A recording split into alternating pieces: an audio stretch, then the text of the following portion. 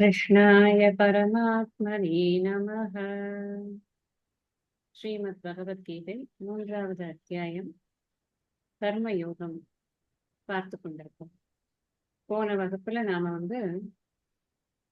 இந்த cycle of universal harmony அப்படின்னு சொல்றது, இந்த நம்ம படிச்ச இந்த அண்ணா பவந்தி பூதானி 14 and 15 படிச்சோம் இல்லையா? அதை எப்படி டேர்ம் பண்றது அப்படின்னா, இந்த பிரபஞ்சத்தினுடைய ஒரு ஒழுங்கு கட்டுப்பாடு அப்படிங்கிறது எப்படி விதிச்சிருக்கார் பகவான் அப்படிங்கிற விஷயத்த அந்த 2 ஸ்லோகத்துல நம்ம படிச்சோம். சுருக்கமா அந்த 2 ஸ்லோகத்துல நாம தெரிந்து கொண்டது என்ன அப்படின்னு சொன்னா, இங்க இறைவன் அப்படிங்கிறவர் தான் எல்லாவற்றையும் படைத்திருக்கிறார். அவர்தான் அனைத்துமாக இருக்கிறார். எல்லாமாக இருக்கக்கூடிய அந்த இறைவன் நாம் வாழ்வதற்காக இங்கு வேதங்களை படைத்துக் கொடுத்தார். அந்த வேதங்கள் யஜ்ஞ முறைகளை எல்லாம், வேள்வி செய்யும் முறைகள் அனைத்தையும் அந்த வேதங்களின் மூலமாக ஒவ்வொருவரும் அறிந்து கொள்கிறோம் அப்படிங்கிற விஷயத்த பார்த்தோம். அந்த வேள்விகள் மூலமாக, வேள்விகள் செய்வதன் மூலமாக நமக்கு என்ன கிடைக்கிறது அப்படின்னு சொன்னா, ஒரு அபூர்வம் கிடைக்கிறது. அபூர்வம்னா ஒரு புண்ணிய பலன் கிடைக்கிறது, அதிருஷ்டமாக கிடைக்கிறது. கண்ணால பார்க்க முடிவதில்லை, ஆனால் அதனால் ஒரு புண்ணியம் கிடைக்கிறது.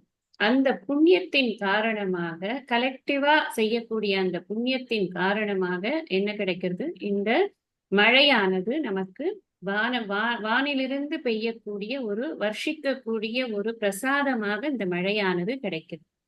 அந்த மழையினால் இங்கு உணவு பயிர்கள் எல்லாம் விளைகின்றன. அந்த உணவை உட்கொள்ளுவதனால் இங்கு ஒவ்வொரு உடலும் உயிர் வாழ்கின்றது.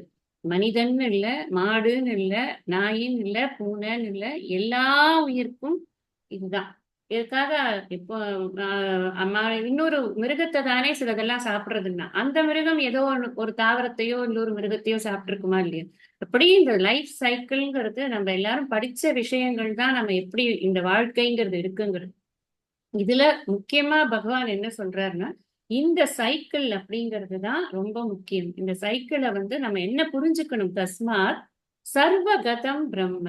அந்த அந்த இடம் தான் நம்ம புரிஞ்சுக்க வேண்டிய விஷயம். எல்லா இடங்களிலும் நீக்கமர நிறைந்து இருக்கக்கூடிய அந்த இறை தன்மையை உணர்ந்து கொள். நம்ம இத சோசியல் ஆங்கிள்லயும் பார்த்தோம். நம்ம என்னெல்லாம் அனுபவிக்கிறோமோ அது பூரா இறைவனுடைய பிரசாதம் தான். அந்த பிரசாதத்தை நாம் எப்ப அனுபவிக்கிறோமோ, அந்த பிரசாதத்தை அனுபவிக்கும் பொழுது அந்த பிரசாதம் உருவாவதற்கான ஒரு பார்ட்டிசிபேஷனும் நம்ம கிட்ட இருந்து இருக்கணும் அப்படிங்கிற விஷயத்தை தான் நம்ம சென்ற வகுப்புல ரொம்ப விரிவாகவே இந்த விஷயத்த நம்ம பார்த்திருக்கோம். நான் கடைசியில சொன்னேன், இந்த சைக்கிளை டிஸ்டர்ப் பண்ணாம, அதே சமயத்துல இந்த சைக்கிளை தன்னுடைய ஜீவனுடைய உத்தாரணத்திற்காக, அதாவது இந்த பிறவியின் பயனுக்காக யார் ஒருத்தன் உபயோகப்படுத்துறானோ அவனை பார்த்து இந்த இந்த ஒரு தூசி தும்பு கூட அவனை பார்த்து சந்தோஷப்படுகிறது அப்படின்னு சுவாமி ரமணச்சரண தீர்த்தர் சொன்னார் அப்படிங்கிற விஷயத்த உங்களுக்கு சொன்னேன். எனக்கு அது சொல்லிட்டு முடிச்சுட்டு கிளாஸ் முடிச்ச உடனே எனக்கு தோணினது, வஞ்ச மனத்தான் படிற்றொழுக்கம் பூதங்கள் ஐந்தும் அகத்தே நகும்னு நம்ம ஒரு குறள் இதுல சொல்ற, துறவரவியல்ல ஒரு குறள் வருது. அதிகாரம் நான் ஞாபகம் இல்லை எனக்கு. அதுல ஒரு குறள் இருக்கு. அதுக்கு என்ன அர்த்தம்னா, நீ வெளியில ஒரு வேஷம் போட்டுக்கொண்டு உள்ளுக்குள்ள நம்ம இங்கேயே பார்த்தோம். இந்த இந்த விஷயத்த இங்கேயே பார்த்தோம். எங்க பார்த்தோம் அப்படின்னா, நீங்க இதுல 6வது ஸ்லோகத்துல பாருங்க. கர்மேந்திரியாணி சயம்ய ஆஸ்தே மனசா ஸ்மரன். அவன் தான் வஞ்ச மனத்தான் படிற்றொழுக்கம். அங்கேயும் சொன்னேன், இந்த குறளை நான் உங்களுக்கு கோட் பண்ணேன். அது பூதங்கள் ஐந்தும் அகத்தே நகும் அப்படின்னு சொன்னா, அப்போ உண்மையான ஒரு துறவியாக இருந்து, பற்றற்று இருந்து, இந்த உலகத்திற்கு எந்த தொந்தரவும் செய்யாமல் மேற்கொண்டு இந்த உலகம் நன்றாக இருக்க வேண்டும் என்பதற்காக தன்னுடைய ஆற்றல் முழுவதையும் அவன் செலவிட்டுக் கொண்டிருக்கிறான் அப்படின்னு சொன்னா, அதை பார்த்து 5 பூதங்களும் சந்தோஷப்படாதா?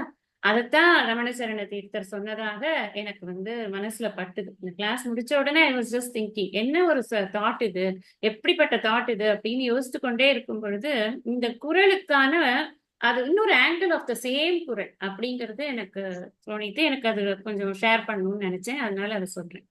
இன்னைக்கு நாம இந்த இந்த சக்கரத்தினுடைய மகிமையை பற்றி அடுத்த ஸ்லோகத்துல அவர் சொல்ல போறார். இதுதான் இதுதான் இது சக்கரம்னு சுவாமியே சொல்றார். லைஃப் சைக்கிள் நம்ம சொல்றோம் இல்லையா, இதை சக்கரம் அப்படின்னு சுவாமியே சொல்ல போறார். அடுத்த ஸ்லோகத்தை நம்ம படிக்கலாம். ஏவம் பிரவர்த்திதம் சக்கரம் நானுவர்த்தயதீஹயः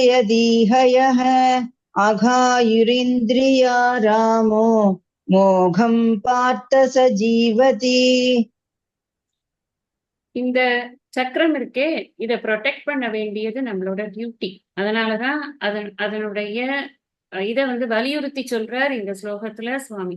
பண்ணலைன்னா என்ன ஆகும்னு சொல்றது மூலமா நம்ம என்ன புரிஞ்சுக்கணும்னா, பண்றது ரொம்ப முக்கியம்னு புரிஞ்சுக்கணும். சில ஸ்லோகங்கள் அதோட நெகட்டிவ் ஃப்ரேமிங் இருக்கிறத நம்ம பாசிட்டிவா புரிந்து கொள்வதற்காகவே கொடுக்கப்பட்டுள்ளது. முன்னாடியே சொல்லியிருக்கேன், பிறவி பெருங்கடல் நீந்தார் இறைவனடி சேராதார்ங்கிற இடத்துல நம்ம எப்படி அது திரும்பி தனக்கு உவமை இல்லாதான் தாழ் சேர்ந்தார்க்கு அல்லால் மனக்கவலை மாற்றல் அரிது. இதெல்லாம் எக்ஸாம்பிள்ஸ். இந்த மாதிரி பிரசன்டேஷன் நெகட்டிவா இருக்கும், ஆனா நம்ம அதை நெகட்டிவையும் புரிஞ்சுக்கணும், கூடவே அதனோட பாசிட்டிவ் ஆங்கிளையும் நம்ம புரிஞ்சுக்கணும். அதுதான் நம்மளுக்கு அங்க ஹோம்ஒர்க். இங்கே சுவாமி என்ன சொல்றாரு அப்படின்னு பார்த்த அர்ஜுனா, எவன் ஒருவன் இகன இங்கு ஏவம் இவ்விதம் பிரவர்த்தித்தம்னா சுழலச் செய்யப்பட்ட. இதை நீங்க ஒரு சைக்கிள் மாதிரி எழுதி வச்சுக்கணும். ஒரு ஃப்ளோ சார்ட்டை எழுதினாலும் சரி, ஒரு சைக்கிளா எழுதினாலும் சரி, ஏதோ ஒரு விதத்துல இது சுத்தி சுத்தி வந்து கொண்டே இருக்கிறது. இதுதான் பிரவர்த்தித்தம் சக்கரத்தை அனுவர்த்தயத்தின பின்பற்றுவது இல்லையோ, நான் போட்டுக்கிறதுனால பின்பற்றுவது இல்லையோ, சக அவன் அகாயுகு, அக பிளஸ் ஆயுகு, ரெண்டு வார்த்தை. அகாயுகுனா அகம்னா பாபம்னு, பாபத்தில் ஆயுகுனா வாழறது, பாபத்தில் வாழ்பவன். இந்திரிய ஆறாமகனா புலன் இன்பத்தில் திளைப்பவன். இந்த இடத்துல மோகம் கிடையாது, மோகம். நாலாவதுக்கா மோகம்னா வீணா போறதுன்னு. வீணே ஜீவதி உயிர் வாழ்கிறான். இப்படிப்பட்ட ஒருவன் அவனுடைய உயிர் வாழ்தல் என்பது வீணானதே அப்படிங்கிறது சுவாமியுடைய கன்டென்ஷன். அர்ஜுனா, எவன் ஒருவன் இங்கு இவ்விதம் சுழலச் செய்யப்பட்ட சக்கரத்தை பின்பற்றுவதில்லையோ அவன் பாபத்தில் வாழ்பவன், புலனின்பத்தில் திளைப்பவன். அவன் வீணே உயிர் வாழ்கிறான். அவன் பாபத்தில் வாழ்பவன் அப்படிங்கிறது ஏங்கிறதுக்கு குவாலிஃபை பண்றதுக்கு தான் புலனின்பத்தில் திளைப்பவன் அப்படிங்கிற விஷயத்த அங்க சொல்ற. இந்த தர்ம சக்கரம் அப்படி நான் முன்னாடியே சொன்னேன், சுவாமிஜி சொல்லியிருக்கார். கட்டளையாக ஒண்ணு, அப்புறம் ஈஸ்வரனுக்கு யஜ்ஞ பாவமாக ஒண்ணு. ரெண்டு மூணு பாவங்கள்ல நம்ம பார்த்தோம். ஒண்ணு நியத்த பாவம் அப்படிங்கிறத பார்த்தோம், அப்புறம் யஜ்ஞ பாவம்னு பார்த்தோம், அதுக்கப்புறம் சித்த சுத்திக்காக யோக பாவம்னு பார்த்தோம், கடைசியா பார்த்ததுதான் தர்ம பாவனை அப்படின்னு பார்த்தோம்.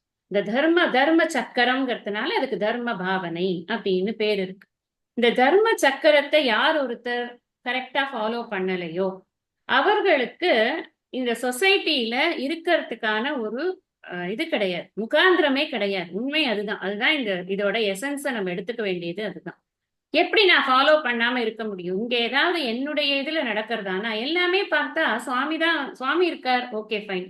சுவாமி ஹஸ் கிவன் இது வேதம் இஸ் கிவன் யஜ்ஞ முறைகள், யஜ்ஞத்தை பண்றான். அப்புறம் யஜ்ஞத்தினால திருப்தி ஆகி தேவர்கள் மழை வர்ஷிக்கிறேன், நான் என்னப்பா பண்றேன் அப்படின்னு நமக்கு தோணும். அது பாட்டுக்கு யாரோ பண்ணிட்டு இருக்காங்க, 10 பேர் யஜ்ஞம் பண்றாங்க, கிடையாது. நான் முன்னாடியே சொன்ன மாதிரி நம்மளோட ஒவ்வொரு பாடியில இருக்கிற ஒவ்வொரு செல்லும் கனெக்டட் டு ஒவ்வொரு தாத்து ஆஃப் திஸ் வேர்ல்டு. இந்த என்டையர் பிரபஞ்சம் இருக்கே, பிரபஞ்சத்தோட நம்ம ரொம்ப கனெக்ட் ஆகி இருக்கு. நம்மளுடைய இந்த உடம்பு, மனசு, புத்தி, இது எல்லாமே கனெக்டட் டு த வேர்ல்டு.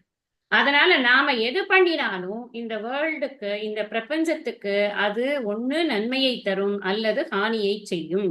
அதனால நாம இந்த சக்கரத்தை பாதுகாக்க வேண்டியது நம்முடைய கடமையாக. இது சக்கரம் யாருக்காக பண்ணிருக்குன்னா நான் தான் அதுல முக்கியமான ஆளு, அங்க சுத்திட்டு வர்றதே நான் தான்.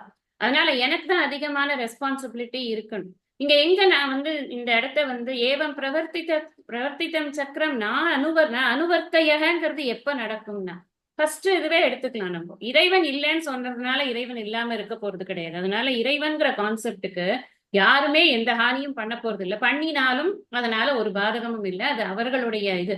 நான் வந்து கண்ணை மூடின்னு இருக்கேன், அதனால சூரியனே கிடையாது, ஒரே இருட்டு எங்க பார்த்தாலும் சொல்லிட்டு இருந்தா, கண்ணை திறந்தா சூரியன் இருக்கிறது தெரிய போகுது.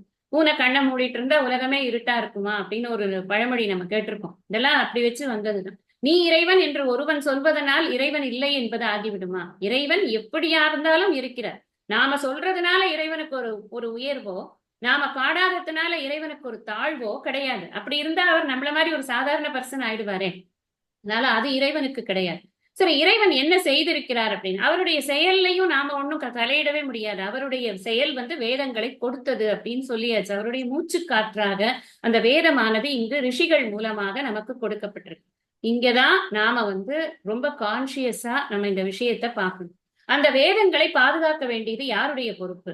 அதே ரிஷிகளே அப்படியே உட்கார்ந்துட்டே இருப்பாங்களா அந்த வேதங்களை பாதுகாத்து கொண்டு? அடுத்தடுத்த ஜெனரேஷனுக்கு அதனாலதான் ஒரு இதுதான் உன்னோட வேலையே, வேதம் படிக்கிறது தான் உன்னுடைய வேலையேன்னு ஒரு ஒரு என்டையர் கம்யூனிட்டியே பிரிச்சு விட்டாங்க. ஆனா அது காலப்போக்குல நிறைய மாற்றங்கள் காரணமாக அவர்களும் வேறு வேறு தொழில்களுக்கு போயாச்சு அப்படிங்கிறதுனால இப்ப வேதமே இல்லாம போயிடுத்துன்னா, அதனால வேதத்தை எப்படியாவது ரட்சிக்க வேண்டும் அப்படிங்கிறதுக்காக தான் பெரியவாள்லாம் வந்து நிறைய காரியங்கள் அதுக்காக அவருடைய வாழ்க்கையில என்டையர் லைஃபே எஸ் டெடிகேட்டட் ஃபார் தட். அது வந்து இது வந்து ரொம்ப முக்கியம். இதுலதான் நம்மளுக்கு இருக்கக்கூடிய நன்மைகள் அனைத்தும் இருக்கிறது. இது அதிர்ஷ்ட சக்தி நிறைய இருக்கு இதை பாதுகாக்கிறதுல அப்படிங்கறதெல்லாம் புரிந்து கொண்டவர்கள் அவர்கள். அதனால என்ன பண்ணாங்க, நிறைய பாடசாலைகள் அது இதுன்னு ஆரம்பிச்சாங்க. படிக்கிறதுக்கு ஆள் போகணும்ல, பாடசாலைன்னு போர்டு வச்சா போருமா? எல்லார் வீட்ல இருந்து ஒரு ஆளாவது போக வேண்டாமா அப்படின்னு. இதெல்லாம் வந்து சோசியல் சேஞ்சஸ் அப்பப்போ வரும். ஒரு ஒரு பீரியட்ல பார்த்தா நிறைய பிரவர்த்திக்கிற மாதிரி இருக்கும், ஒரு பீரியட்ல பார்த்தா யாருமே இல்லாத மாதிரி இருக்கும். ஆனா இதுதான் சக்கரம் அப்படிங்கிறது. சக்கரம் எப்படி சுத்துறது? இங்க இங்க இருக்கிறது கொஞ்ச நேரம் ஆனா இங்க வந்து மேல வந்துடுறது, திருப்பி கொஞ்ச நேரம் ஆனா கீழே. அதனாலதான் இதை பிரவர்த்தித்தம் சக்கரம்னு சொன்னார் சுவாமி. ஏன் சக்கரம் சொன்னாருன்னு நம்ம யோசிக்கணும். சக்கரம்னு ஏன் சொன்னாருன்னா, ஒண்ணு மேல இருக்கிறது அடுத்த செகண்ட் கீழே வரும். அப்படித்தான் இருக்கும், அப்படித்தான் போயிட்டு போயிட்டு தான் வரும். ஆனா இந்த சக்கரத்துல ஒரே ஒரு பல்லு இல்லைன்னா கூட இந்த சக்கரம் ஓடுமா? ஒரு டயர் பஞ்சர் ஆச்சுன்னா வண்டி ஓட மாட்டேங்கிறது. ஒரு சக்கரத்துல இருந்து ஒரே ஒரு ஒரு ஒரு பல்லு இல்ல அதுக்கு அப்படின்னு சொன்னா அது என்ன ஆகும்? சக்கரம் உடையும். உடைஞ்சதுன்னா அந்த சக்கரத்தை சுமந்து கொண்டிருக்கக்கூடிய வண்டி, அதில் இருக்கக்கூடிய சுமைகள், அதை ஓட்டுநர், அது மாடு எல்லாம் சேர்ந்து மொத்தமாதில விழுந்து போகும். அப்ப இந்த இந்த எல்லாமே சேர்ந்து நஷ்டமாகுமா ஆகாதா? இந்த கிரியேஷன் யாருக்காக பண்ணிருக்கீங்க? இவ்வளவு பொறுப்பு எனக்கு வேணும். நான் என்னால வேதம் படிக்க முடியாது, ரைட், ஓகே. யாரோ ஒருத்தர் படிக்கிறாங்கல்ல, அவங்களுக்கு என்னாலான உபகாரத்தை நான் பண்ணணும். படிக்கிறதுக்கு நான் பணம் தான் கொடுக்கணுங்கிறது இல்லை, அந்த படிக்கிறதுக்கான சூழ்நிலையாவது நான் மெயின்டைன் பண்ணணும். அவங்கள போய் நான் டிஸ்டர்ப் பண்ணக்கூடாது. நீ படி, ஏன்னா பயப்படுறதுனால படிக்க மாட்டாங்கல்ல நிறைய பேர். பயமுறுத்தினா படிக்க மாட்டேங்கிறாங்க. அப்ப என்ன பண்றது? அவங்களுக்கு ஏதோ ஒரு ஒரு ஒரு ஒரு ஒரு ஹெல்ப் நம்மளால முடிஞ்சது. அட்லீஸ்ட் நான் அதுதான் சொல்றேன் எப்பவுமே, ஒண்ணுமே பண்ணறதுக்கு எனக்கு முடியலையா, சுவாமிகிட்டயாவது போய் பிரார்த்தனை பண்ணு, நீ எல்லாரையும் காப்பாத்து, இந்த மாதிரி தர்மத்துல இருக்கிறவங்களை எல்லாம் நீ காப்பாத்து. என்னால முடிஞ்சது அதுதான். உங்ககிட்ட நான் அதை டெய்லி சொல்லிட்டு இருக்கேன். ஒன்னும் தப்பு இல்லை, அதை சொல்லிட்டு இருந்தா போதும், அதை பண்ணணும். அடுத்தது என்ன சொல்றாரு? வேள்விகள். இந்த வேள்விகள் அப்படிங்கிற வரும்போது வேள்விகள்ல லோபமே இருக்கக்கூடாது. நம்ம எந்த ஒரு வேள்வி பண்ணும் பொழுதும் யாரோ பண்றாங்க, ஒரு ஒரு குயுக்தி புத்தியோட யாராவது ஒருத்தர் யோசிச்சு பாருங்க. நெய்தான் விடணுமா சாமிக்கு? சாமி என்ன இங்கேயா இருக்கு? நம்ம கரிசனாயில் விட்டா என்னன்னு சொல்லிட்டு விட்டானா என்ன? எதை வேணாலும் கொடுத்தா அக்னி பகவான் எடுத்துட்டு போவார் அப்படின்னு ஆர்கியூ பண்ணுவா வருவாங்க. அது மாதிரிதான் வரக்கூடியவங்க. அதனால தானே விஸ்வாமித்திரருக்கு யாகத்தை ரட்சணை பண்றதுக்காக ராமச்சந்திர பிரபு போக வேண்டி இருந்தது. இன்னைக்கு வந்ததுன்னு நினைச்சுக்காதீங்க. இந்த இந்த சுவாமி இல்ல, பூதம் இல்ல, அப்படி இப்படின்னு பேசிக்கொண்டிருக்கிறவர்கள் யாருமே இன்னைக்கு புதுசா தோன்றினவர்களே கிடையாது. ஏன் ஹிரண்யாட்சன் இல்லையா? ஹிரண்யகசிபு இல்லையா? பிரகலாதனுக்கு தொந்தரவு கொடுக்கலையா? அவனுடைய அப்பாவே தொந்தரவு கொடுக்கலையா? எல்லா காலங்களிலும் இந்த மாதிரி பீப்புள்லாம் இருந்து கொண்டேதான் இருந்திருக்கிறார்கள். அதனால தர்மம் இருக்கும்போது அதர்மம் இருந்துதான் இருக்கும். அதுதான் அந்த பேலன்ஸ் ஆஃப் த வேர்ல்டு. அப்படித்தான் இருக்கும். அப்படி இருக்கிற காரணத்தினால இந்த யஜ்ஞ யாகாதிகள் எல்லாம் கரெக்டா பண்ணணும் அப்படிங்கறதுல நமக்கு எல்லாருக்கும் பொறுப்பு இருக்கு. Social responsibility. இதை யார் ஒருத்தர் ஃபாலோ பண்ணலையோ அப்படின்னு தானே சொல்றாரு. நான் எந்த வார்த்தைக்காக இவ்வளவு தூரம் பேசிட்டு இருக்கேன் அப்படின்னா, நான் அனுவர்த்தயதி அப்படின்னா நான் ஆஸ் அன் இண்டிவிஜுவல் இல்ல, நம்ம பாக்குறதே கலெக்ஷன். அது நம்ம எல்லாரும் அப்படின்னுதான் அதை பாக்குறோம். சொசைட்டி ஆஸ் அ ஹோல் அப்படிதான் நம்மளோட ரெஸ்பான்சிபிலிட்டியை தூக்கி தோல்ல வச்சுக்கிறோம் நம்ம. அப்ப நான் ஒரு இடத்துல வந்து ஒரு தப்பு நடக்கிறது அப்படின்னா, அந்த தப்பு நடக்காம இருக்கிறதுக்கு அந்த இடத்துல சிஸ்டம்ஸை கரெக்ட் பண்ண வேண்டியது எல்லாருடைய கடமை. சொசைட்டில எல்லாரும் ஒரு அங்கம், அதனால எல்லாருடைய கடமை அப்படிங்கிறத புரிஞ்சுக்கணும். யஜ்ஞ யாகாதிகள்ல எந்த விதமான திரவிய லோபம்னு சொல்லுவா, திரவிய லோபம்னா என்னன்னா, என்ன பொருள் போடணுமோ அந்த பொருளை தான் போடணும். என் இஷ்டத்துக்கு நான் ஏதோ கையில கிடைக்க ஒரு என் ஆலங்குச்சி போடுன்னா ஆலங்குச்சியை போடணும். நான் ஏதோ ஒரு இதுல காட்டு கருவேல செடியை உடச்சுன்னு வந்து குச்சி தானேங்க கேட்டீங்க இருந்தாங்க அப்படின்னு அப்படிலாம் போட்டுறக்கூடாது. ஏன்னா ஒவ்வொரு மந்திரத்துக்கும் இட்ஸ் அ சயின்ஸ். யஜ்யம் இஸ் அ சயின்ஸ். இது ரொம்ப ரொம்ப சூக்ஷ்மமான விஷயம். அந்த சூக்ஷ்மமான விஷயத்துல ஒரு சின்ன தப்பு நடந்தாலும் என்ன நாம கொடுக்கிறோமோ அதுக்கான பதில் தான் மேலேந்து வரும். அதை தாண்டி ஒண்ணுமே வராது. அது நம்ம வந்து 100% ஷூர். நமக்கு நான் கேட்டது கிடைக்கலையே அப்படின்னா நீ கொடுத்தது சரியில்லை அப்படிங்கிறத நாம புரிஞ்சுக்கணும். அதனாலதான் இப்ப நம்ம யாராவது கலெக்டிவா ஒருத்தர் யாகம் பண்றேன் யஜ்யம் பண்றேன்னு சொன்னானா சரியான பொருட்கள் அங்க போய் சேருது அப்படிங்கிறத பாத்துக்கணும். அதெல்லாம் இருக்கு நிறைய. இது ஒரு பெரிய டாபிக் இது. சோ நமக்கு என்ன ரெஸ்பான்சிபிலிட்டி? ஏன்னா அனுவர்த்தயத்தே அப்படின்னு வர்த்தயத்தின்னு சொல்லும் பொழுது நான் எந்த இடத்துல நிக்கிறேன்னா நான் அது சரியா நடக்கிறதா அப்படிங்கறத என்ஷூர் பண்ற இந்த சொசைட்டில நான் ஒரு அங்கமா இருக்கிறதுனால அது சரியா நடக்கணும் அப்படிங்கிறது என் ரெஸ்பான்சிபிலிட்டியா மாறுறது. அதனால அந்த யஜ்யம் என்பது சரியா. இந்த யஜ்யம் என்பது வைதிக யஜ்யமாக இருக்கலாம் அல்லது ஒரு சோசியல் வெல்ஃபேர் ஒர்க்கா இருக்கலாம். நான் அன்னைக்கு சொன்ன மாதிரி நிறைய இப்ப இதுல வந்து ரெயின்ல நிறைய பேர் வந்து கஷ்டப்படுறாங்க. நான் சொன்னேன் உங்ககிட்ட நாங்க வந்து பிளவுஸ் பிக்ஸ் அனுப்பிச்சோம். யோசிச்சு பாருங்க, அவங்க போட்டுக்கவே முடியாத மாதிரி ஒரு மட்டமான குவாலிட்டி துணியில கொடுத்திருந்தா அவங்களுக்கு அது ஏதாவது யூஸ் ஆயிருக்குமா? யூஸ் ஆயிருக்காது. இந்த எல்லா ஆங்கிளையும் பாருங்க. நான் வந்து சுவாமிக்கு கொடுக்கறதுலதான் திரவிய லோபம் இருக்கக்கூடாது. ஆனா நம்ம மனுஷங்களுக்கு கொடுக்கற நம்ம நிறைய பேர் நிறைய பண்ணுவாங்க.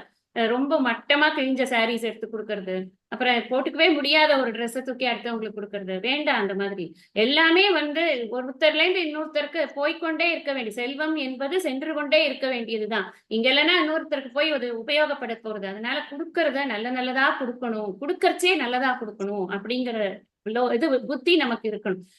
இந்த யஜ்யம் என்பது நம்ம சோசியல் காஸ்ட் பண்றோமோ வைதீகமாக பண்றோமோ அதுல நான் அந்த சக்கரத்தை பிரேக் பண்ற மாதிரி கடைபிடிக்க கூடாது. சக்கரம் எப்ப பிரேக் ஆகுதுன்னா இந்த அபூர்வம்ங்கிற ஒரு விஷயம் இருக்கு இல்லையா? அபூர்வம்ங்கிறது என்ன? புண்ணியத்தை கிரியேட் பண்ணணும். நான் புண்ணியத்தை பண்றதுக்கு பதிலா அந்த இடத்துல நான் ஒரு ஹானியை பண்ணி அது ஒரு பாபமா ஆயிடுத்து அப்படின்னு சொன்னா என்ன பிரயோஜனம்? எனக்கு மழை வராது. யோசிச்சு பாருங்க, ஒரு 100 வருஷத்துக்கு மழையே கிடையாது, ஒரு 100 வருஷத்துக்கு வந்து இதுவே வெயிலே அடிக்காது அப்படி இருக்கும் அப்படின்னாக்க அந்த அந்த நிலம் என்ன ஆகும்? நிலத்தில் வாழும் மனிதர்கள் என்ன ஆவார்கள்? எல்லாம் இப்ப இன்னொரு 500 வருஷம் கழிச்சு தோண்டி எடுத்து என்னோட மூதாதையர்கள் இந்த இடத்தில் இத்தனை வருடமாக இருந்திருக்கிறார்கள் அப்படின்னு ஆராய்ச்சி பண்ணி அதுக்கு ஒரு வீடு கட்டி இது கட்டி பில்டிங் கட்டி வைக்கலாம், மண்டவோடு எல்லாத்தையும். அவ்வளவுதானே, வேற என்ன பண்ண முடியும்? இது தொடர்ந்து நடந்து கொண்டே இருக்க வேண்டும் அப்படின்னு சொன்னா இந்த சக்கரத்தை பிரேக் பண்ணக்கூடாது. அதுதான் சுவாமி வந்து இங்க ரொம்ப முக்கியமா சொல்லக்கூடிய விஷயம். இதை ஏன் சொல்றார் அப்படின்னா, இதை யார் பிரேக் பண்ணுவா அப்படிங்கறத அவரே சொல்றார். அவர் எதுக்கு மோகம் அப்படின்னு சொன்னா வீண் போனது அப்படின்னு அர்த்தம். மோகம்னா வீணா போயிடுது. எது வீணா போயிடுதுன்னா அவனுடைய ஜீவனம் வந்து வீணா போயிடுது. அகாயுகு அப்படின்னு சொன்னா அகம்னா பாபம், ஆயுகு அப்படின்னா அவனுடைய வாழ்க்கை ஜீவனம் அப்படிங்கிறது. இதுல நமக்கு சாந்தி மந்திரத்திலேயே வருது, யசேம தேவஹிதம் யதாயுகு அப்படின்னு. சாந்தி மந்திரம்ங்கிறது என்னன்னா, வேதத்துல எல்லாருமா சேர்ந்து வேதத்தை படிக்கிற போது எந்த விதமான தொந்தரவும் வந்துடக்கூடாது, என்னோட புத்தி நல்லா இருக்கணும், என்னோட உடம்பு நல்லா இருக்கணும், நான் படிக்கிற படிப்பு நல்லா எனக்கு வரணும், எனக்கு சொல்லி கொடுக்கிறவர் நல்ல ஆரோக்கியமா இருக்கணும், எனக்கும் அவருக்கும் மனப்பிணக்கு வந்துடக்கூடாது. இப்படியெல்லாம் இந்த வேதத்துல வந்து பிரார்த்தனைகள் இருக்கு. அதுல ஒரு வார்த்தை வரும், யசேம தேவஹிதம் யதாயுகு. ரொம்ப அழகான வார்த்தை. அதனால அந்த வார்த்தையை சுவாமிஜி சொல்றாரு என்னன்னா, இந்த இந்த உடல் உயிர் இருக்கு இல்லையா, இது எதுக்கு கொடுத்திருக்கு? இந்த இறைவன் இந்த ஆயுளை எனக்கு எதற்கு கொடுத்திருக்கிறான் என்றால் இறைவன் பொருட்டு நான் வாழ்வதற்காகத்தான் கொடுத்திருக்கிறான். அதனால அதுக்கே நான் வாழ வேண்டும். அதுதான் பிரார்த்தனை. பாருங்க எவ்வளவு உயர்ந்த பிரார்த்தனை, சாதாரணமான பிரார்த்தனை அல்ல. இது இறைவனை பொருட்டு என்னுடைய வாழ்க்கை, அந்த வாழ்க்கையை நான் இறைவனை பொருட்டுத்தான் வாழ வேண்டும். எதுக்கு அதை சொல்றது அப்படின்னு சொன்னா, அது அப்படி வாழ்ந்தா அது வந்து அகாயுகு மோகம் அப்படிங்கிற விஷயங்கள் வராது. மோகம் ஜீவனம்ங்கிற விஷயம் நம்ம அந்த மாதிரி வாழ்ந்தா வராது. இறைவனை பொருட்டுங்கிற போது அகைன் நம்ம இறைவன்கிறச்சே ஒரு பர்டிகுலர் டெம்பிள்ல இருக்கிற ஐடல்னு இருந்தாலும் சரி அல்லது இந்த பிரபஞ்சம்னு எடுத்துட்டாலும் சரி பரந்த மனசா போயிடும். செல்ஃபிஷ்னஸே இருக்காது. இந்த செல்ஃபிஷ்னஸ் இருக்கக்கூடாதுங்கிறதுக்கு தான் சுவாமி இத்தனை விஷயத்த சொல்றார். நீ உனக்கு உனக்குன்னு அலையாத கிடந்து உனக்காக எதையும் சேர்த்து வைக்காத. நீயே இந்த உடம்பு மனசு புத்திங்கிறது ரொம்ப நாள் இருக்கவே இருக்காது. அது ரொம்ப அல்பமான ஆயுள் கொண்டது. அந்த ஆயுளை கூட உனக்கு எதுக்கு கொடுத்திருக்குன்னா சுவாமியை நோக்கி திருப்பு. அதற்காக தான் கொடுக்கப்பட்டிருக்கு. பக்கத்துல இருக்கிறவனோட பசியை பாரு. பசித்திரு, தனித்திரு, விழித்திரு அப்படின்னு 3 விஷயத்த சொன்னார் வள்ளலார். உங்களுக்கு தெரிஞ்சிருக்கும். பசித்திரு, அறிவு பசியோடு இரு. எப்பொழுது பார்த்தாலும் அடுத்தவனுடைய பசியை பார்க்க வேண்டும் என்ற பசியோடு நீ இரு முதல்ல. அப்படிங்கிறது தான் அதுக்கு உள்ளார்ந்த அர்த்தமாக இருக்கு. தனித்திரு, இந்த ஒரே don't go in a hurt.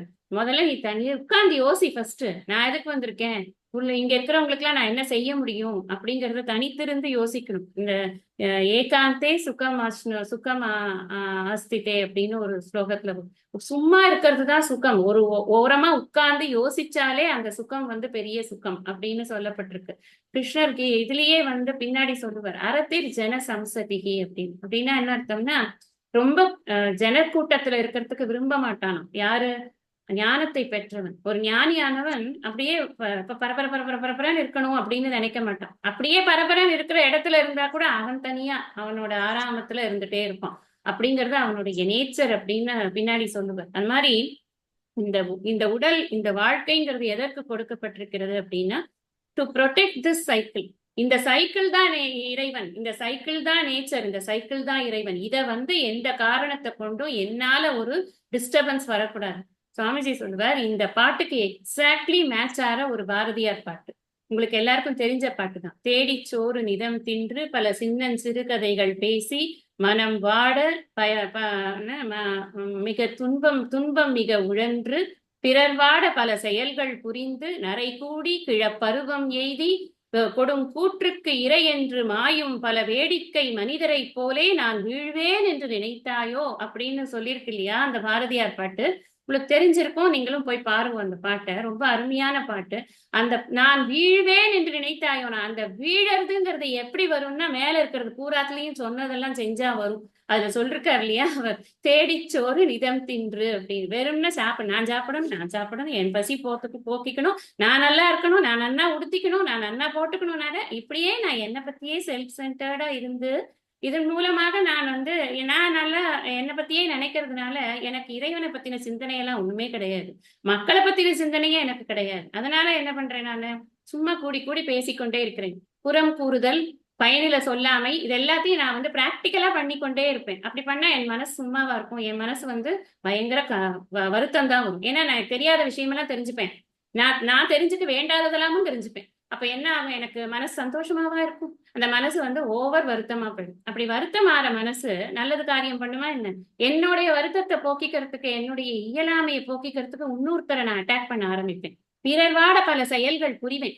அப்படி புரிஞ்சதுக்கு இப்படியே பண்ணிக்கொண்டே இருப்பேன். நான் கொஞ்சம் கேப் விட்டுக்கலாம். நம்ம எவ்வளவு வருஷம் அப்படி பண்றோமோ பண்ணிட்டு அப்புறம் நரை கூடி கிழப்பருவம் ஆயிடுத்து. அவ்வளவுதான், வயசாயிடுத்து, உடம்பெல்லாம் தேஞ்சு போச்சு. அதுக்கப்புறம் என்ன, விடும் கூற்றுக்கு இறையனமா வந்தா இருந்தா எல்லாரை பத்தியும் புறம் பேசினா, எல்லார்கிட்டையும் கெட்ட பேர் வாங்கினா, நல்லா தின்னா, நிறைய சொத்தை சேர்த்தா, போய் சேர்ந்தான். இதுவா ஒரு வாழ்க்கை? வையத்துள் வாழ்வாங்க வாழ்தல் வாழ்பவன் வானுரையும் தெய்வத்துள் வைக்கப்படும் அப்படின்னு சொன்னாரா இல்லையா? இந்த வாழ்வாங்க வாழறது அப்படிங்கிறது இதுல கிடையாது. அதத்தான் இங்க சொல்றார், உனக்கு அகாயுர் இந்திரியாராமக. இது யார் இவன் அப்படின்னா, அந்த இந்திரிய ஆராமக அப்படின்னு சொல்றார். இந்திரிய ஆறாமகன்னு என்னுடைய இந்திரியங்களை சாட்டிஸ்ஃபை பண்ணறதுக்கு தான் என்னோட வாழ்க்கை. லைஃப் லாங் நான் என்ன பண்ணுவேன் அப்படின்னா, என் கண்ணுக்கு வேண்டுங்கிறத பார்ப்பேன், என்னோட நாக்குக்கு வேணுங்கிறத நல்லா திம்பேன். உடம்புக்கு எப்படி இருந்தாலும் பரவாயில்ல, நான் இதை திங்கிறது தூங்குறது, இந்த பஞ்ச ஞானேந்திரியங்களையும் நான் சாட்டிஸ்ஃபை பண்றதுதான் என்னோட ஒர்க்கா வச்சுருக்கேன். சம்பாதிப்பேன், நிறைய சம்பாதிப்பேன், நிறைய எல்லாம் பண்ணுவேன். ஆனா யாருக்கும் ஒரு பைசா கொடுக்க மாட்டேன். அதுதான் இந்திரிய ஆறாமக. இந்த ஏவம் பிரவர்த்தித்தம் சக்கரம் நான் வர்த்தையகன்னு சொல்றாளே, அந்த அனுவர்த்தையகங்கிறது ஒருவேளை அவன் ஃபாலோ பண்ணானா தனக்காக மட்டும் அவனால செலவு பண்ண முடியுமா? முடியாது. இந்த சக்கரத்தை யார் ஃபாலோ பண்றாங்களோ அவங்களுக்கு தன்னுடைய தேவை போக மீதி இருப்பதை இந்த சமுதாயத்திற்கு செய்யணுங்கிற எண்ணம் வருமா வராதா? இது வராது. யாருக்கு அப்படின்னா, இந்திரிய ஆறாமக. யார் தன்னுடைய இந்திரியங்களுக்காகவே வாழ்கின்றானோ, இந்த இந்த சொசைட்டிக்காக வாழாம இந்த சக்கரத்தை நிலைநிறுத்துவதற்காக யார் வாழவில்லையோ அவனுக்கு இந்த பணங்காசெல்லாம் அவன் சேர்த்திருந்தா கூட அவனுடைய வாழ்க்கை வீண்தான்ப்பா. ஒரு பிரயோஜனமும் கிடையாது. தோன்றி புகழோடு தோன்றுக அகுதிலார் தோன்றலின் தோன்றாமை நன்று அப்படின்னு சொன்னாரா இல்லையா புகழதிகாரம். என்ன அர்த்தம் அப்போ? இந்த வாழ்க்கையோட பயன் என்ன இருக்கு? நான் என்னோட செல்வம் எதுக்கு இருக்கணும் அப்படின்னா, என்னுடைய செல்வம் என்னுடைய அவசிய தேவையின் பயன்பாடு போக பாக்கி இருக்கிறத டிஸ்ட்ரிபியூஷன் ஆஃப் வெல்த். அது ஒரு பெரிய டாபிக் இப்போ. அதை நிறைய வெஸ்டர்ன் சொசைட்டியே இப்ப நிறைய அதை பத்தி யோசித்து கொண்டிருக்கிறது. இங்க ஏற்கனவே சிஸ்டமா இருந்தது, அதை கெடுத்து குட்டிச்சவர் ஆக்கியாச்சு. இப்ப கிரெடிட் சொசைட்டியா நாமளும் மாறியாச்சு. எதை கொடுத்தாலும் கடன் வாங்கி வச்சுக்கலாம், நம்ம அந்த மாதிரி மாறிக்கொண்டு இருக்கிறோம். ஆனால் நம்முடைய ஏற்கனவே இருந்த சொசைட்டி அப்படி கிடையாது. அதைத்தான் இங்க நமக்கு சொல்றார் சுவாமி. நீ உனக்காக வாழாதே, ஊருக்காக வாழ வேண்டும். உன்னோட சென்ஸ் பிளஷர்ஸ், புலன் இன்பங்கள், அது மட்டுமே குறிக்கோளாக இருக்கக்கூடாது. உங்களுக்கு நேரம் இருந்ததுன்னா நீங்க திருவாசகத்துல அற்புத 10 அப்படின்னு ஒரு 10 பாடல்கள் நோட் பண்ணிக்கோங்க. அதாவது அதை படிச்சுட்டு அழாம இருக்கவே முடியாது. ஏன்னா திருவாசகமே சாதாரணமா உருக்கமா இருக்கும், அது வேற விஷயம். ஆனா ஒரு ஒரு ஆளு அவன் தன்னுடைய வாழ்க்கையில இந்த கண்களால நிறைய பெண்களை பார்ப்பது, அப்புறம் கைகளால் அவர்கள் ஸ்பர்சத்தைக்காக ஏங்குவது, அப்புறம் வாயால் அவர்களுடைய மொழிகளை கேட்பது, அவர்களோடு மொழியாடுவது அல்லது அவர்கள் மொழியை காதால் கேட்பது, இப்படியே தன்னுடைய வாழ்க்கையை அவன் கழிக்க முற்பட்டிருப்பான்.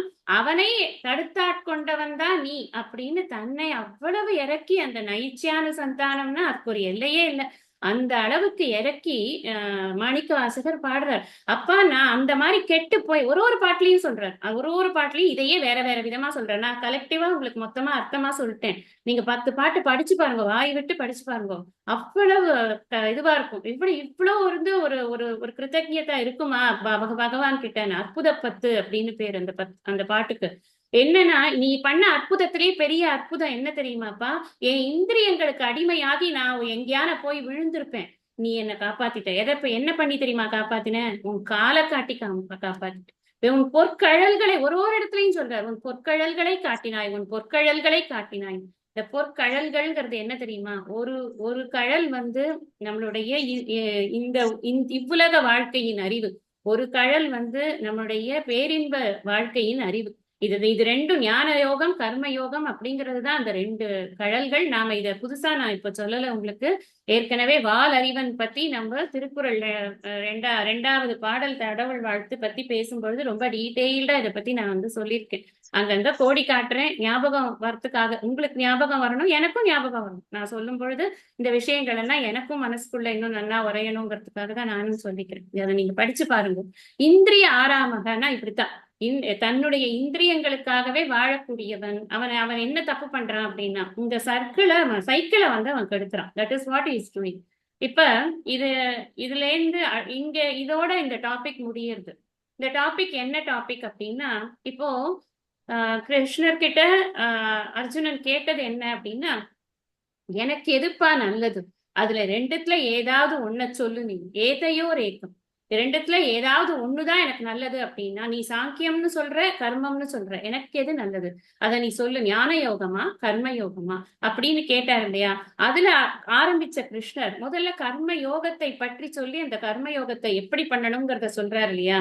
இந்த லோகேஸ்மின் திவிதா நிஷ்டா புரா புரோக்தா மயானக அந்த ஸ்லோகத்துல 2 விஷயத்தை சொல்லிருக்கார். ஞான யோகேன சாங்கியானாம், கர்ம யோகேன யோகினாம். அந்த கர்ம யோகேன யோகினாம் அப்படிங்கிற 2 வார்த்தைக்கான விளக்கம் தான் இந்த 16வது ஸ்லோகம் வரைக்கும். நம்ம 8வதுல இருந்து 16 வரைக்கும் அதைத்தான் படிச்சோம்.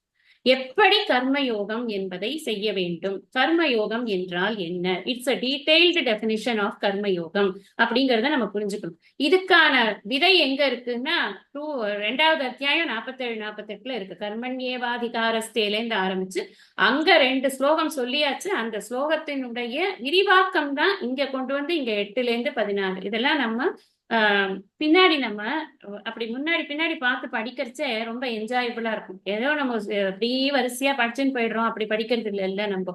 அதனால இந்த குறிப்பெல்லாம் உங்களுக்கு சொல்றேன். இப்போ இதனுடைய சம்மரியா என்ன நம்ம புரிஞ்சுக்கிறோம், கர்மயோகம் அப்படின்னா என்னன்னு புரிஞ்சுக்கிறோம், கர்மானா என்னன்னு புரிஞ்சுக்கிறோம். ஃபர்ஸ்ட் கர்ம யோகத்தை விடலாம், கர்மானா என்னன்னு புரிஞ்சுக்கிறோம். இந்த கர்மால இருக்கிற ஒரு முக்கியமான விஷயம்னா, இந்த கர்மாவை பண்ணாம எனக்கு மோட்சம் கிடையாது. அதாவது கர்மா பண்ணினாதான் என் நிஷ்காம கர்மா நீங்க அதை சப்ளை பண்ணிட்டு இருக்கோம். அது பை டிஃபால்ட் நம்ம இப்ப பேசுறது பூரா நிஷ்காம கர்மா தான். சகாம கர்மாவை பத்தி இப்ப பேசுறது கிடையாது. யார் இப்ப சகாம கர்மால இஷ்டம் இருக்கிறவன் எதுக்கு கீதை படிக்க வரான்?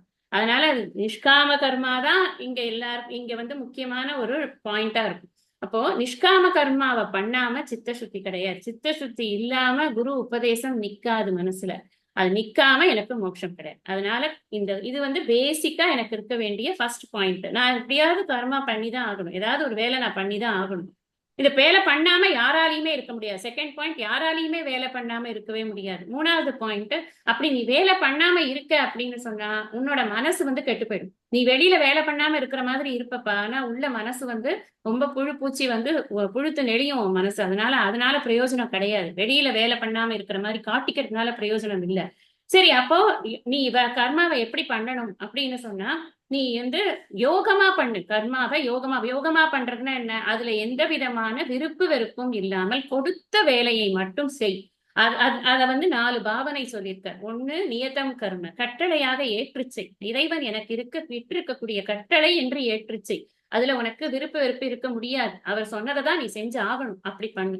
அடுத்தது என்ன சொன்னார்? வழிபாடாக இந்த காரியங்களை செய். உன்னுடைய அன்றாட வேலை நான் என்ன பண்ணணும்? இறைவன் கொடுத்த ஒண்ணும் இல்ல, சொல்றதே சில பேருக்கு சிரிப்பு கூட வரும் நான் சொல்றது.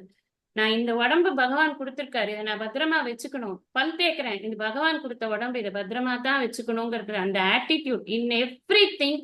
நான் குளிக்கிறது எதுக்கு, நான் பல் தேய்க்கிறது எதுக்கு, நான் என்ன சுத்தமா வச்சுக்கிறது எதுக்கு, அம்பட்டும் இறை வழிபாடு. இது கொடுக்கப்பட்டது இறை வழிபாட்டுக்காக மட்டும்தான். அதனால அதாவது உடம்பை முன்னம் இழுக்கென்றிருந்தேன்னு ஒரு திருமூலர் பாட்டு வரும்ல, உடம்பினுள் உத்தமன் கோவில் கொண்டான் என்று அறிந்த பின் உடம்பை ஓம்புகின்றேனே அப்படிம்பார். அழகான பாட்டு இல்ல அது. அதனால இந்த உடம்பை நான் புரிஞ்சுக்கணும் எதுக்காக கொடுத்திருக்காரு அப்படின்னு. அதனால வழிபாடாக நான் செல்ஃபா பண்ற சின்ன வேலையில இருந்து சொல்றேன், நீங்க எக்ஸ்டெண்ட் பண்ணி புரிஞ்சுக்கோங்க. ஃபார் த ஹோல் சொசைட்டி எல்லாத்தையும் வழிபாடாக செய்வாயாக அப்படின்னு. அடுத்தது என்ன? மன தூய்மைக்காக நீ காரியங்கள் ஆற்று. காரியங்கள் செய்யும் பொழுது என் மனசு சுத்தமாகணும். இது எனக்கு வேணுங்கிற ஒரே ஒரு பெனிஃபிட் அது ஒண்ணுதான். அதனால நான் அதை பண்றேன். அப்ப விருப்பு வெறுப்பு இல்லாமல் காரியம் பண்ணுவதற்கு பழகிக்கொள். அடுத்தது தர்மத்தை அறிந்து காரியம் செய். இந்த தர்மத்தை இங்கதான் கொஞ்சம் தப்பு ஆயிடும். என்ன ஆயிடும்னா, நான் எந்த இடத்துல நிக்கிறேன், நான் எவ்வளவு கான்ட்ரிபியூட் பண்ண முடியுங்கிற சிந்தனையே இருக்காது நமக்கு. நமக்கு அது இருக்கணும் அப்படிங்கிறது தான். நம்ம ஒண்ணு புரிஞ்சுக்கணும். என்ன புரிஞ்சுக்கணும் அப்படின்னு சொன்னா, இந்த பிரபஞ்ச நியதியை மதிக்கிறது தான் இந்த பிரபஞ்சத்துக்கு நான் பண்ணக்கூடிய சேவை அப்படிங்கிறத புரிஞ்சுக்கணும். அது மட்டும் இல்ல, அது மட்டும் புரிஞ்சுட்டா பத்தாது. இந்த பிரபஞ்சம் ஸ்டார்ட் ஆறது என்கிட்டேந்து தான் அப்படிங்கிறத நான் புரிஞ்சுக்கணும். அப்ப நான் தான் முதல்ல ரெஸ்பான்சிபிளா இருக்கணும். நான் எது நடந்தாலும் எங்க நடந்தாலும் அதுக்கு என்னோட ரெஸ்பான்சிபிலிட்டி அதுக்கு இருக்கு அப்படின்னு நான் புரிந்து கொண்டு அந்த அளவுக்கு நான் ரெஸ்பான்சிபிளா வேலை பண்ணனா அப்படின்னு சொன்னா, இந்த பிரபஞ்ச நியதியை கரெக்டா ஃபாலோ பண்றான் ஒருத்தன் அப்படின்னு சொன்னா, அவன்தான் வந்து புண்ணியாத்மாவாக இந்த உலகத்தில் இருக்கிறான். அப்படி யார் ஃபாலோ பண்ணலையோ அவன் தான் யாருன்னா, கிருஷ்ணர் சொன்ன இந்திரிய ஆறாமக யாருன்னா அவன்தான். இந்த இந்திரிய ஆறாமன்னா தனக்காக வாழறவன் இந்திரிய ஆறாமன். இது இல்லாம வாழறவன் யாரு? முன்னாடி இங்க இதுக்கு போகணும். 2வது அத்தியாயம் 55th ஸ்லோகா. எது?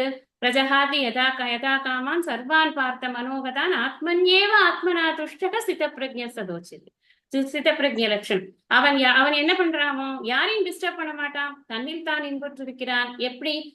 இந்த சிஸ்டமை வந்து அவன் தொலைக்கவே மாட்டான். இதை அப்படியே இன்டாக்டா மெயின்டைன் பண்றதுக்கு தன்னோட பங்களிப்பு என்னவோ அதை பண்ணிட்டு பிரார்த்தனையினால தன்னுடைய வாழ்க்கையை ஓட்டிக்கொண்டிருப்பான் அப்படிங்கிறத பார்க்கணும். அதனால என்ன புரிஞ்சுக்கணும் நம்ம அப்படின்னு சொன்னா, இந்த தர்மத்தை நான் வந்து கெடுக்காம இருக்கணும்னா நான் தர்மின்னா என்ன அர்த்தம்? தர்மத்தை ஃபாலோ பண்றவன் தர்மி, கர்மத்தை பண்றவன் கர்மி. அது மாதிரி தர்மத்தை பண்றவன் தர்மி. தர்மினா நான் இந்த ஏவம் பிரவர்த்தித்தம் சக்கரம் சொல்லியிருக்கு. இதுக்கு முன்னாடி அன்னாத் பவந்தி பூதானிலேருந்து இந்த விஷயம் வருது. அன்னாத் பவந்தி பூதானி, அப்புறம் வந்து கர்ம பிரம்மோத்பவம் வித்தி, அதுக்கப்புறம் இந்த ஏவம் பிரவர்த்தித்தம் சக்கரம். இதுதான் தர்ம சக்கரம். இந்த தர்ம சக்கரத்தை நான் ஒரு நாளும் டிஸ்டர்ப் பண்ண மாட்டேன்.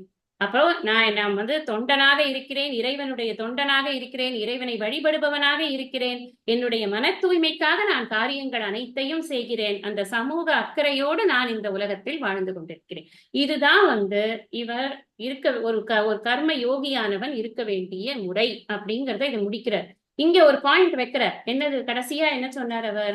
மோகம் மோகம் பார்த்த சஜீவதி அப்படின்னாரே, அந்த ஜீவனம் என்பது மோகமாய்விடும். அப்போ இப்ப வந்து இன்னொரு ஆங்கிள் சொல்லணும் கிருஷ்ணர். என்னது? அமோகமா இருக்கிறது எப்படி? இப்போ அமோகமா இருங்கோ அப்படின்னு சொல்லி ஆசீர்வாதம் பண்ணுவாங்க பெரியவங்க. அமோகம்னா என்ன? இது மோகம்ங்கிறது வீண் போகாது சொல்லிட்டேன். அமோகம்னா என்ன? வீண் போகாம இருக்கவே இருக்காது. அதாவது வளர்ந்து கொண்டே இருக்கும். அந்த வாழ்க்கை என்பது ரொம்ப உன்னதமானதாக இருக்கும் அப்படி வச்சுக்கோங்க. ரொம்ப உயர்ந்த வாழ்க்கை. அப்ப அது என்னன்னு சொல்ல வேண்டியது ஒரு கட்டாயம் இருக்குல்ல. அதனாலதான் அடுத்ததுல இவர் என்ன சொல்ல போறாரு அப்படின்னா, ஞான யோகத்தை பற்றி 2 ஸ்லோகம் சொல்ல போறாரு. இப்போ நம்ம 17வது ஸ்லோகத்தை படிக்கலாம். யஸ்த்வாத்மரதிரேவ ஸ்யாத் ஆத்மத்ருப்தஸ்ச மானவஹ ஆத்மன்யேவ ச சந்துஷ்டஹ தஸ்ய காரியம் ந வித்யதே. தூ ஆனால் இங்க வந்து ஆனால்னு வருது. தூன்னு வந்தாலே டாபிக் வந்து மாறுறது அப்படின்னு அப்படியே நமக்கு புரிஞ்சுக்கணும். இது வரைக்கும் பேசினது கர்மயோகம் டாபிக். இப்ப டாபிக்க மாத்த போறார். தூ ஆனால் எதுக்கு தூ சொன்னார்? முதல்ல என்ன சொல்றார்? ஏவம் பிரவர்த்திதம் சக்கரம் நானுவர்த்தய தீகையக அகாயுர் இந்திரியாராமக மோகம் பார்த்தச ஜீவதி அப்படி சொல்லிட்டு, ஆனால் அப்படி புரிஞ்சுக்கோ. அப்ப யார் ஒருத்தன் இதை ஃபாலோ பண்ணலையோ அவன் வந்து ஒரு பாப்ப ஜீவனம் நடத்துறான். அவனோட ஜீவனமே வீணா போயிடுறது. ஆனா அப்படி புரிஞ்சுக்கணும். தூ ஆனால் யக எந்த மாணவகன மனிதன். இந்த இடத்துல ஒரு குவாலிஃபை பண்ற பரமார்த்த மாணவகன மனிதன் பிராக்கெட்ல போட்டுக்கணும். Intelligent person. அவன் வந்து அவனுக்கு தெரியறது எது பண்ணினா நல்லது அப்படின்னு தெரியறது. அவன் அந்த மாதிரியான மாணவன். ஏன்னா இங்க அவனை வீணா போயிடும் சொல்லிட்டதுனால அடுத்த அந்த ஆப்போசிட் ஆங்கிள் சொல்ல போறாரு. அதனால அந்த மாணவனுக்கு ஒரு சின்ன குவாலிபிகேஷன் கொடுக்கிறார் சுவாமிஜி. ஆத்மரதிகி அப்படின்னா விஷய இச்சை இல்லாமல் தன்னில் தான் இன்புற்று இருப்பது. அதாவது வேற ஒரு வஸ்து வேண்டியது இல்லை எனக்கு.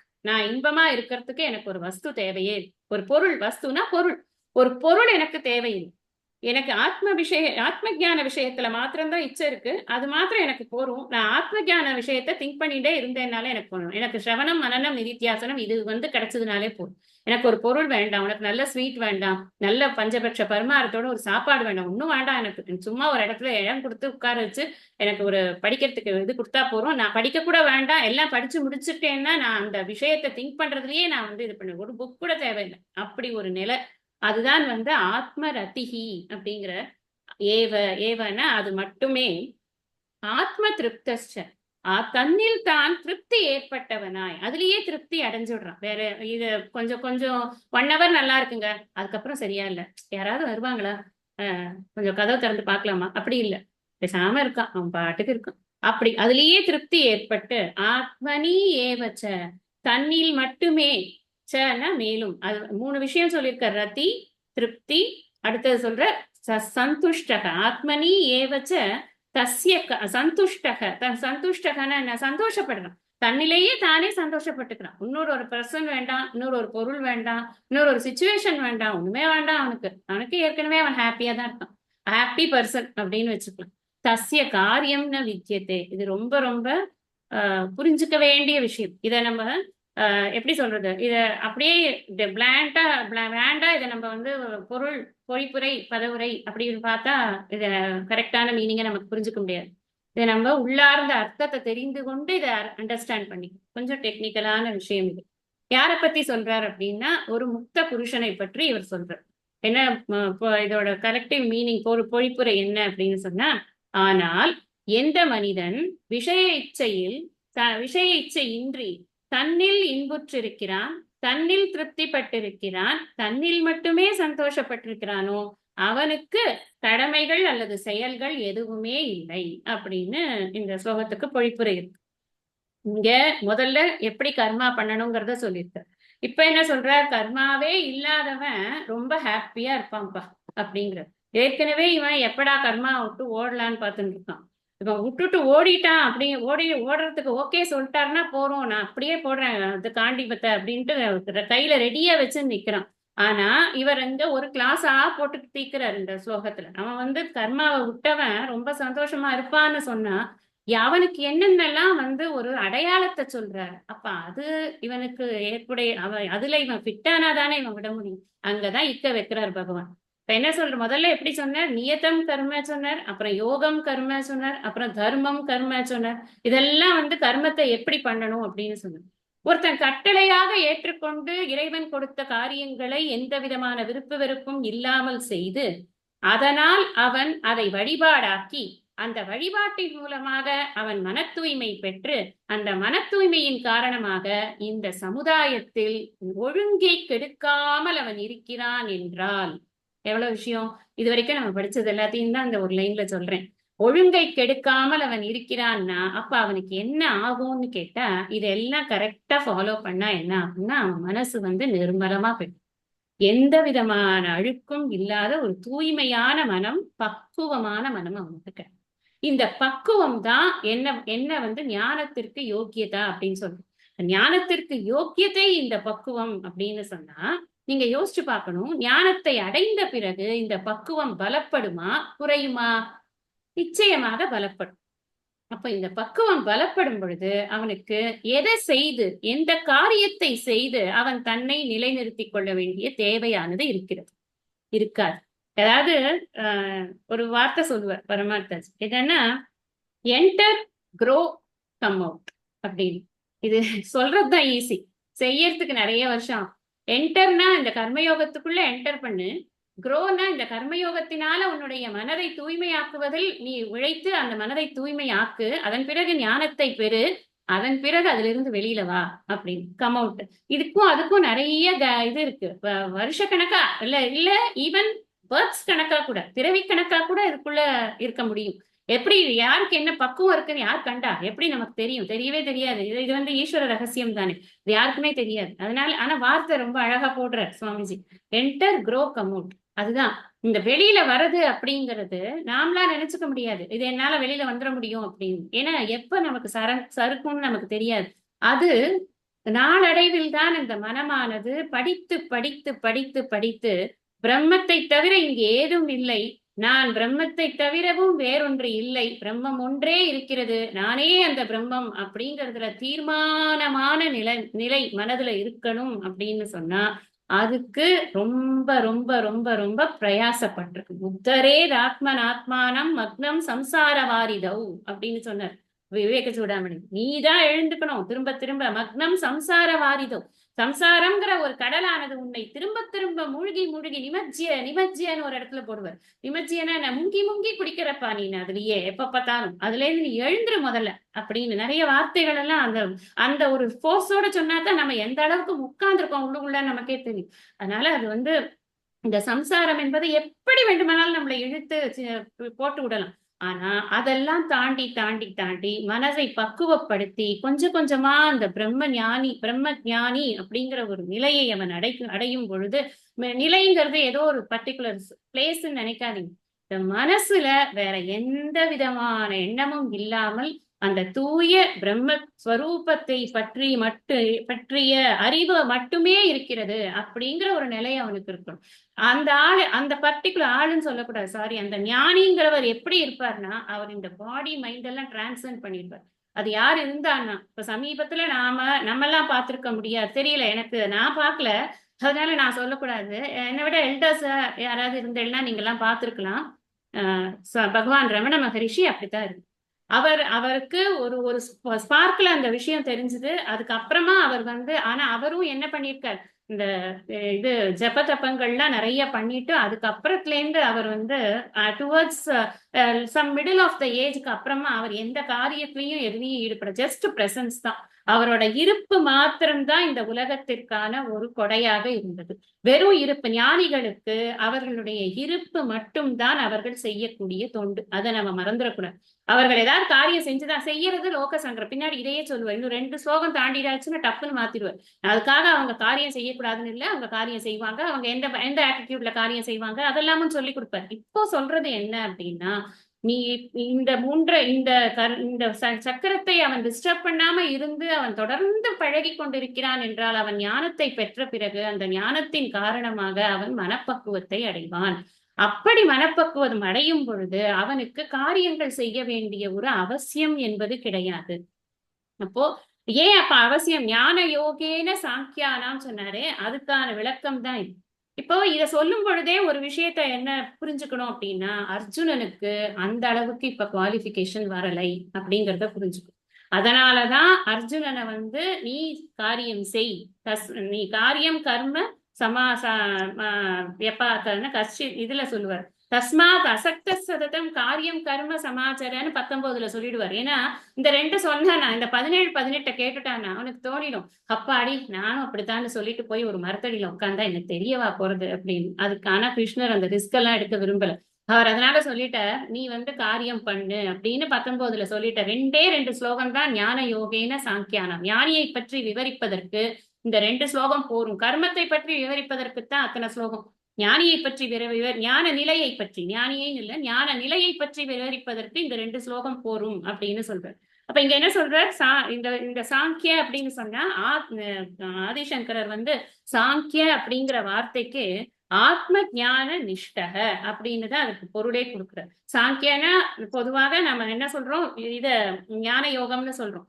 ஆத்ம ஞானத்தில் நிஷ்டை பெற்றவன் என்ன அர்த்தம்னா, ஆத்ம ஞானம் நன்று நிலை பெற்றவன். நிஷ்டைனா நிலை பெறுவது அப்படின்னு அர்த்தம். அப்போ இதுக்கு ஒரு அழகான எக்ஸாம்பிள் சொல்ற சுவாமி பரமார்த்தஜி. நல்லா இருந்தது. இப்போ நம்ம பூரி இட்டு நம்ம அடுப்புல எண்ணெயை வச்சுட்டு அந்த பூரியை போட்டோம்னு வச்சுக்கோங்களேன். பூரி என்ன பண்ணுவோம், சுத்தின்ண்டே இருக்கும்ல, அந்த அந்த ஒவ்வொரு எட்ஜா போய் படும். அப்புறம் கொஞ்சம் அப்படி ரவுண்டா சுத்தும். நம்ம ஏதாவது இந்த கரண்டினால இப்படி திருப்பி போடுவோம். அதுக்கு புஃப்னு வந்துடும். அந்த புஃப்னு அந்த ஃபுல்லா அது வெந்துடுத்துன்னா அதுக்கப்புறம் ஆடாது, ஒரே இடத்துல நிற்கும். சுவாமிஜி சொல்ற, ஆரம்பத்துல அவன் இப்படித்தான் அந்த பூரி மாதிரி அப்படி சுத்திட்டே இருப்பான் அந்த சட்டிக்குள்ள. அவனுக்கு ஞானம் நல்லா கிடைச்சதுக்கு அப்புறம், ஞானம் நல்லா ஸ்திரம் ஆயிட்டதுக்கு அப்புறமா, அதாவது நிஷ்டா, அந்த நிஷ்டையை சொல்றாரு சுவாமிஜி. இந்த நிஷ்டை நல்லா ஆயிடுச்சுன்னா அந்த பூரி எப்படி நிக்கிறதோ அந்த மாதிரி புஃப்னு நிப்பான். அப்ப தூக்கி வெளில வச்சிடலாம் அவனை. அது வெளில வைக்கிறதுனா என்னன்னா கர்மா வேண்டியது இல்லை அப்படின்னு.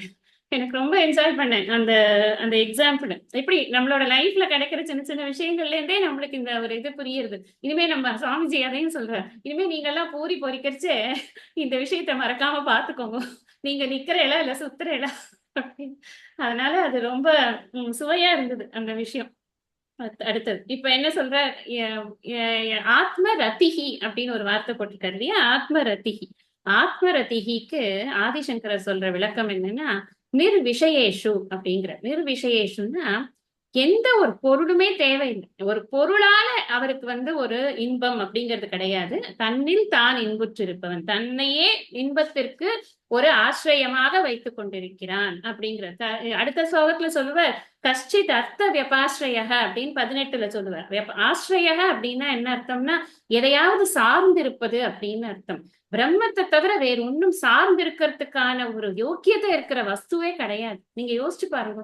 அம்மானா எனக்கு ரொம்ப பிடிக்கும், அம்மா அம்மா அம்மான்னு அம்மா பின்னாடியே எத்தனை நாள் அலைய முடியும்? அம்மான்ற கேரக்டர் எவ்வளவு நாள் இருக்க முடியும்? அப்பாங்கிற கேரக்டர் எவ்வளவு நாள் இருக்க முடியும்? இனி தலைவாங்கிறாங்களே, அந்த தலைவானா எத்தனை நாள் இருக்க முடியும்? ஆசிரியம் அப்படின்னா சார்பு. அந்த சார்புங்கிறது யாரோட இருக்க முடியும்? சார்பு உணர்ந்து சார்பு கெட ஒழுகின் அப்படின்னு சொல்லியிருக்காரு இல்லையா திருவள்ளுவர். இந்த சார்பு ரொம்ப முக்கியம். அதனால அடுத்த ஸ்லோகத்துல அந்த வார்த்தை வரும். இங்க நாம என்ன புரிஞ்சுக்கிறோம்னா, இந்த ஆத்ம ரத்தி இருக்கார் இல்லையா, அவருக்கு எந்த விதத்திலையும் ஒரு பொருள் என்பது அவருடைய இன்பத்திற்கு தேவையில்லை அப்படிங்கிறது இருக்கு. இப்ப திருப்தின்னு ஒரு வார்த்தை போட்டிருக்காரு. திருப்தினா அதுக்கும் ஆதிசங்கரர், நம்ம ஆதிசங்கரருடைய இதை தெரிஞ்சு கொண்டு அந்த அர்த்தத்தை புரிஞ்சுக்கிறது ரொம்ப நல்லது. அதுக்காக அதை சொல்றேன். அவர் என்ன அர்த்தம் போடுறாருன்னா, அன்ன ரசாதி திருப்தி இல்ல. அதாவது சாதாரணமா ஏதோ சாப்பிடுறதுனால வருதோ, இல்ல ஒரு ஒரு ட்ரெஸ், நல்ல ட்ரெஸ் போட்டுக்கிறதுனால வருதோ, இல்ல ஒரு நல்ல நகை போட்டுக்கிறதுனால, அன்ன ரசாதிங்கிறது நாக்குக்கு. அதை நம்ம எல்லாத்துக்கும் எக்ஸ்டெண்ட் பண்ணிக்கணும். இந்த மெய்வாய் கண் மூக்கு செவி இதனால் ஏற்படக்கூடிய இன்பங்களால் பெரும் திருப்தி அல்ல அப்படின்னு நம்ம புரிஞ்சுக்கணும். ஆத்மனி ஏவ சந்துஷ்டக அப்படிங்கிறதுக்கு என்ன சொல்றார் ஆதிசங்கரர்? சர்வதக வீத திருஷ்ணா அப்படிங்கிற. சர்வதகன என்ன? எவற்றிலும், எந்த விஷயத்துல கூட, வீத்தனா இல்லைன்னு அர்த்தம், இனி நீக்கியாச்சு அப்படின்னு அர்த்தம், விட்டாச்சுன்னு அர்த்தம். வீத்த திருஷ்ணா, திருஷ்ணா அப்படின்னா ஆசை, ஒரு தேட்டை. இன்னும் கொஞ்சம் இருந்தா நல்லா இருக்குமே, ரொம்ப நல்லா இருக்கு பாயசம், இன்னும் ஒரு கரண்டி அப்படின்னு. நான் ஒரு இதுல பழைய டிராமால ஒண்ணுத்துல பார்த்தேன், இந்த எஸ் வி சேகர் டிராமா. அவர் வேண்டாம் வேண்டாம்பா, அவர் எப்படி வேண்டாம் வேண்டாங்கிறத எப்படி சொல்லணும்ல.